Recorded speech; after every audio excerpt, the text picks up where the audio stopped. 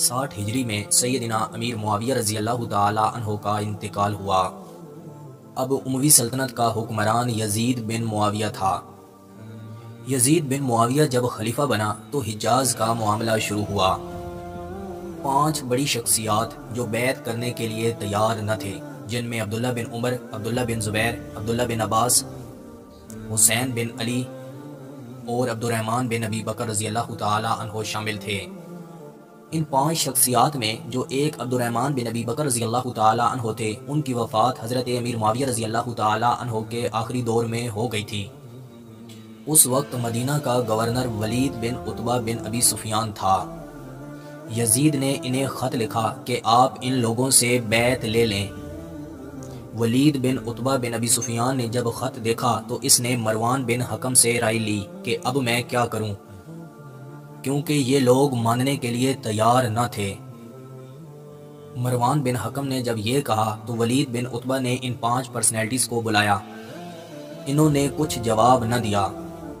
انہوں نے کہا جب یزید آئے گا پھر دیکھ لیں گے۔ عتبہ نے ساتھ امیر معاویہ رضی اللہ تعالی عنہ کے انتقال کی خبر بھی دی۔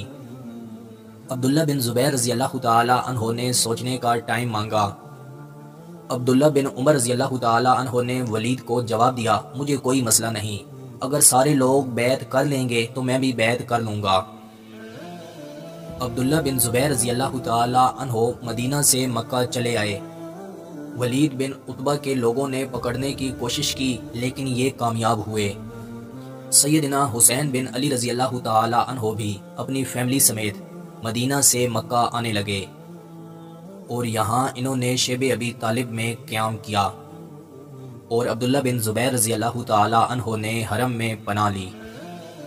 کوفہ میں جب یہ بات پہنچی تو وہاں ایک صحابی تھے جن کا نام سلمان تھا۔ انہوں نے پھر حسین ابن علی کو خط لکھا اور اب وہاں کوفہ والوں سے حسین ابن علی رضی اللہ تعالی عنہ کو خطوط آنے لگے۔ حسین بن علی رضی اللہ تعالی عنہ نے سوچا کہ پہلے حالات کا جائزہ لیتا ہوں۔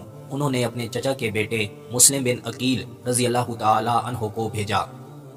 مسلم بن عقیل رضی اللہ تعالی عنہ کوفہ آئے اور مختار ثقفی کے ہاں قیام کیا۔ مختار ثقفی عبید اللہ ثقفی رضی اللہ تعالی عنہ کا بیٹا تھا۔ جب مسلم بن عقیل کوفہ آئے تو یہاں 12,000 کوفیوں نے آپ کے ہاتھ پہ بیعت کر لی۔